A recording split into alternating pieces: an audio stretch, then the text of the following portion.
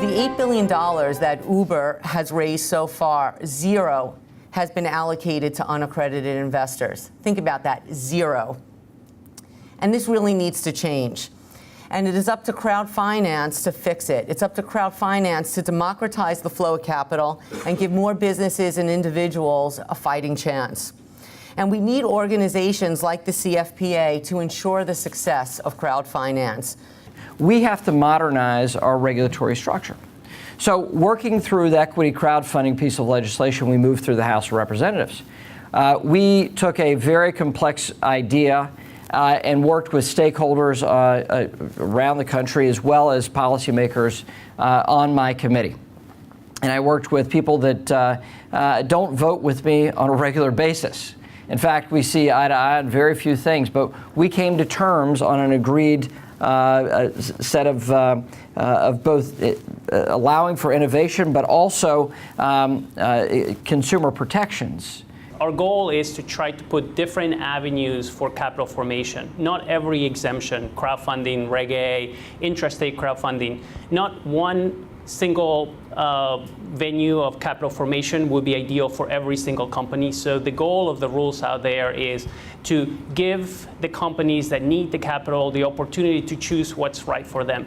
Personally, I'm very excited, as you are, about equity crowdfunding, particularly the democratization of access to capital that's really going to happen with Title II and Title III that, of course, opens it up for unaccredited investors. The Invest Georgia exemption, as I said, is an interstate crowdfunding exemption that allows Georgia companies to raise money from Georgia investors with minimal compliance cost. And the purpose of the exemption was to provide Georgia-based entrepreneurs with more access to capital. I mean, it's very, very simple. And also provide a way that investors could be more creative in what they were doing with their capital as well. And we really implemented this to try to help develop new business ventures, expand existing operations, and simply help be part of the job creating machine that we're trying to build in the state of Georgia. With all of this, I guess what have we sort of learned over the last couple of years? Really the biggest thing, if I just boil it down to one piece, it's that customers do have a genuine interest in owning a piece of a company that they are an early adopter in. There's no question in my mind about that. We've seen that time and time again over the last 2 years, and to me that's what crowdfunding is about. There's a lot of good, reliable data that crowdfunding is helping women entrepreneurship in America, and it's almost the reverse of the homophily effects in venture capital, where women sometimes are more likely to get funded than men. The challenge is, to the women in the audience, you set your goals way too low.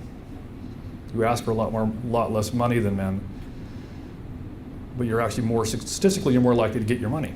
So up your ante. What we have noticed on our end is our users have time and time again asked us, I want to actually invest in this company. And I see those way too often. We have a massive list now that's in the thousands, tens of thousands of users who actually want to create issuances and investors who want to be considered real investors in the projects we see. But we weren't able to really do it in the fashion that made sense because most of these users were not accredited. They didn't have the income or the net worth that allowed them under current regulation, which is not that current anymore, to actually make these kinds of investments.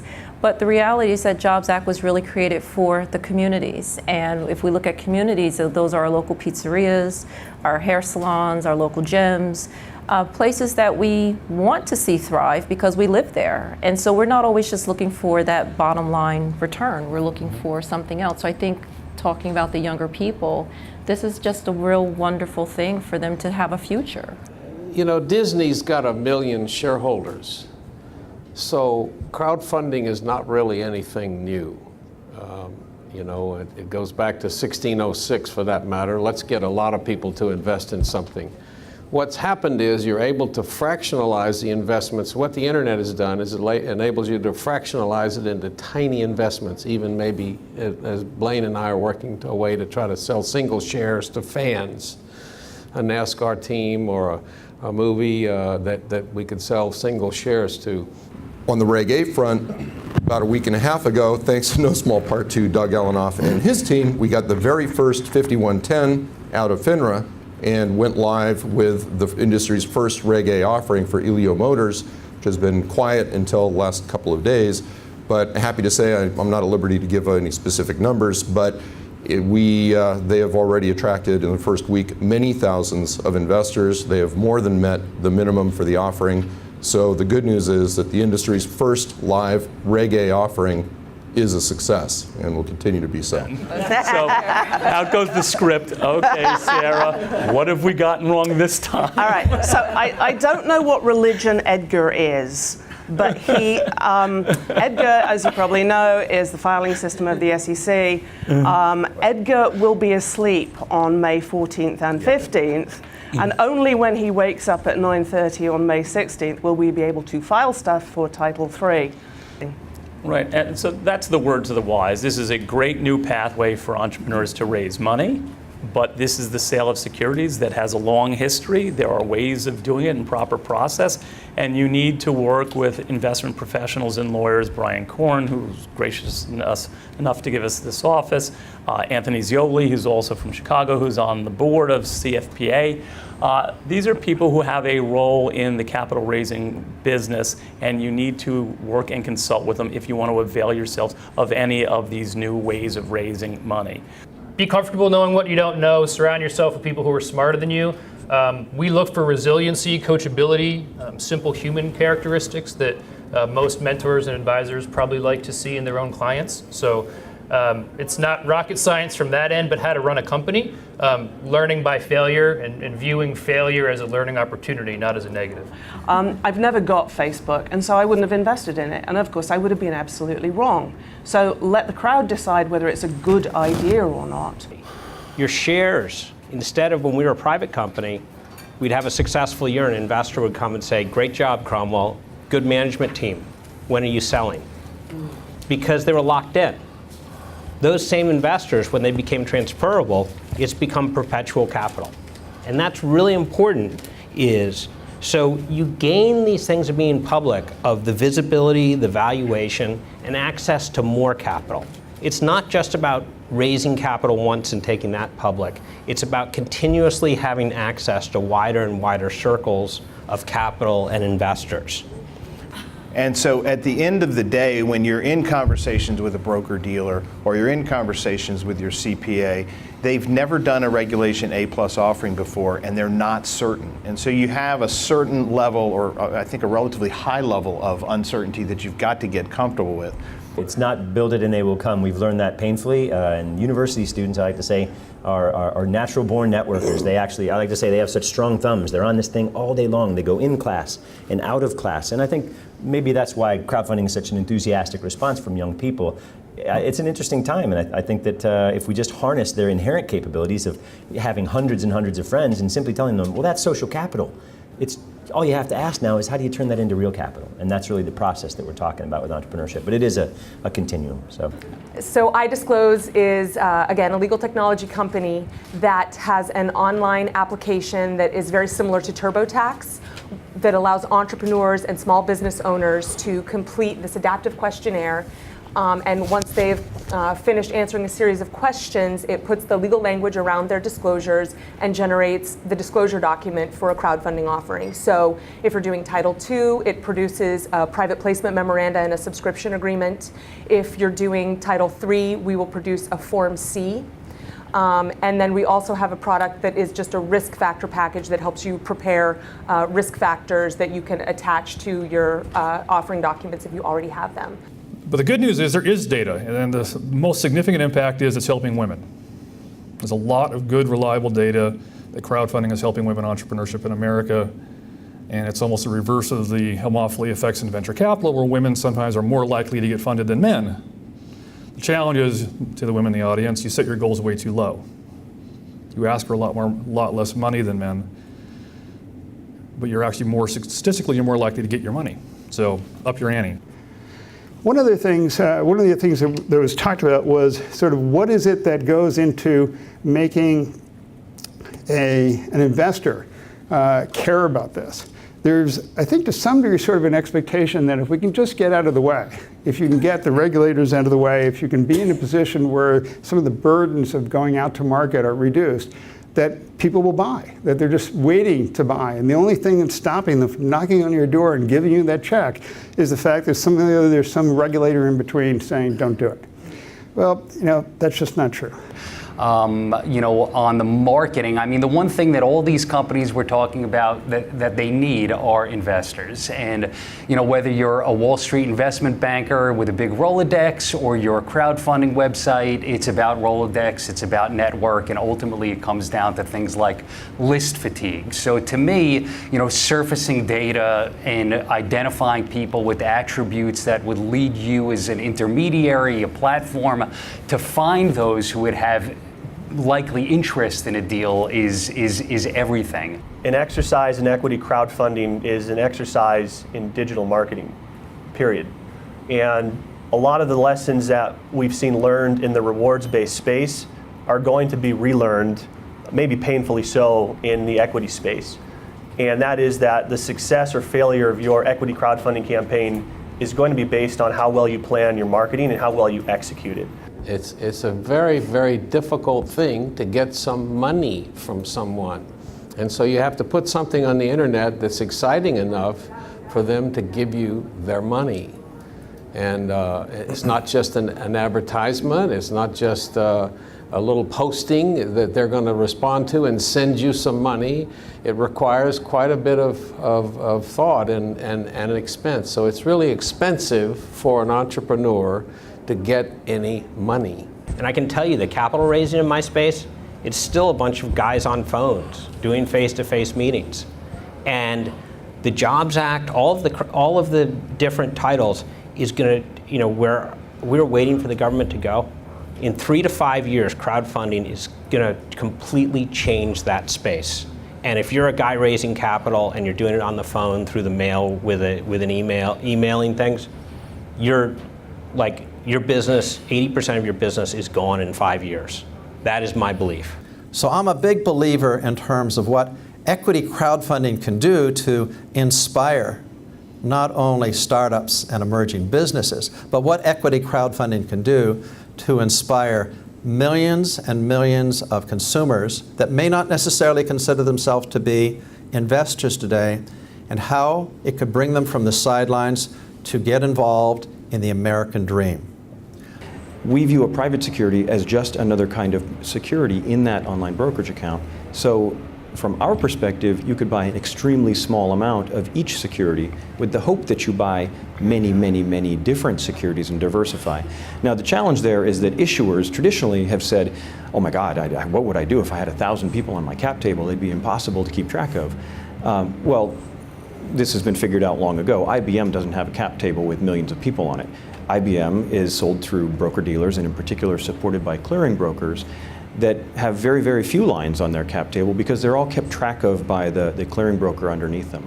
And in so doing, we've been able to work with issuers so far, and hopefully work with many, many thousands more, to have extremely small purchase amounts because they're not worried about having so many people. So what I think we're going to see is instead a proliferation of choices. Reg A, the ability to go to retail investors nationally, intrastate, which we heard a lot about, of different states enacting rules that will allow crowdfunding within the state. Many of those have higher caps than the national maximum of $1 million.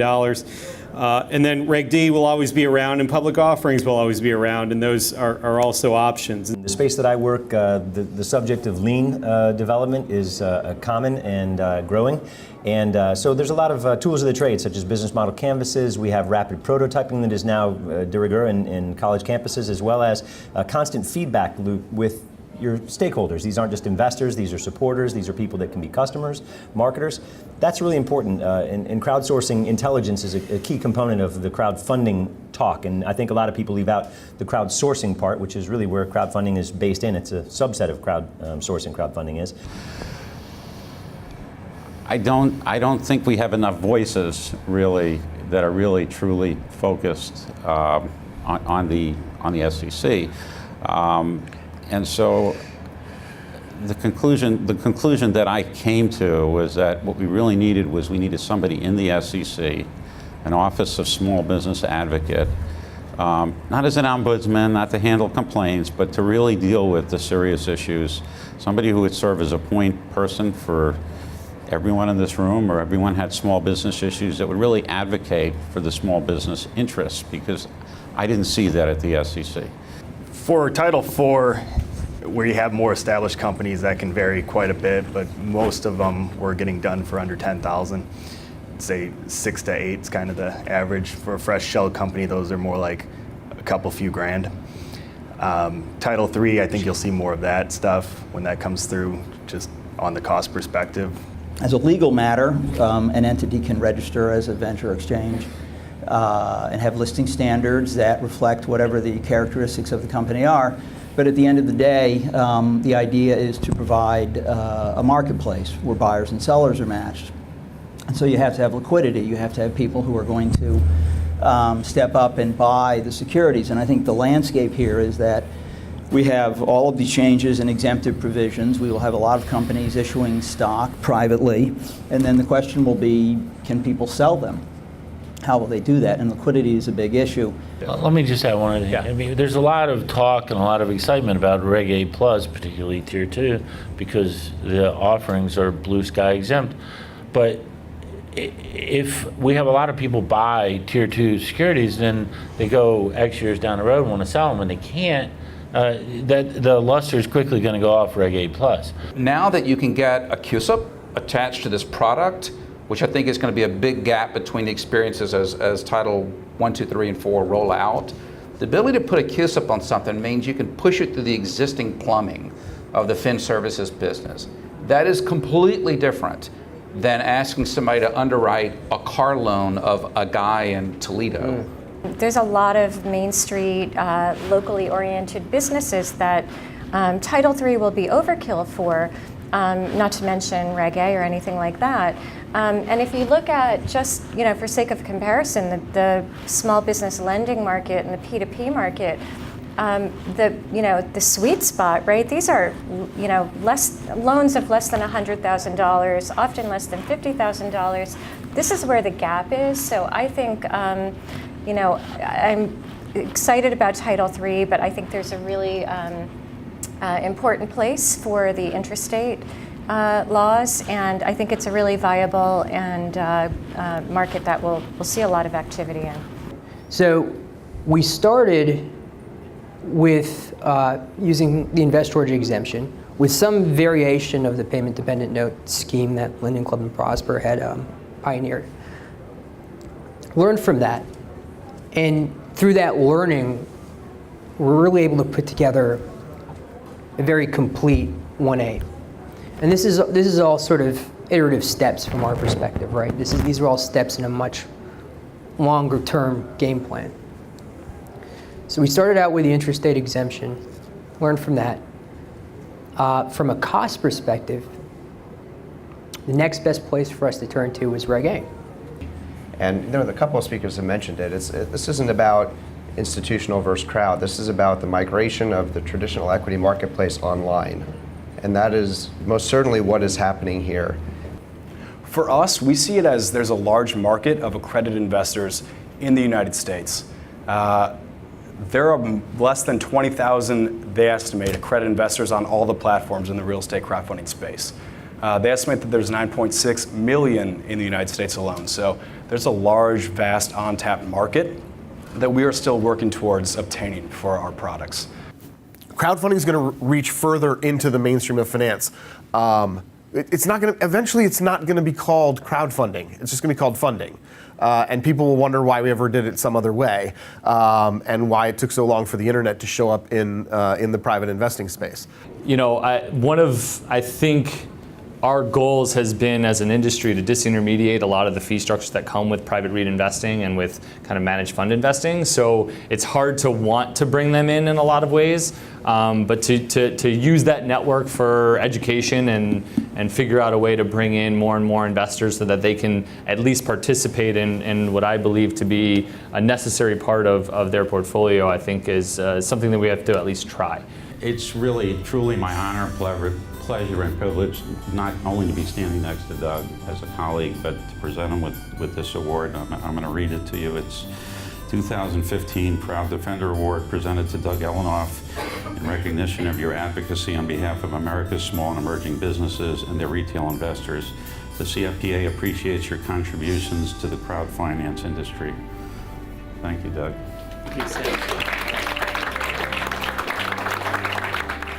CFPA needs more support. If you're not all members of CFPA, but you care about the industry, join today. And no, I'm not getting a commission check. But if you want the industry to succeed, support the group working to make the industry succeed. So I'm going to make a blatant statement. If you're not a member, join now.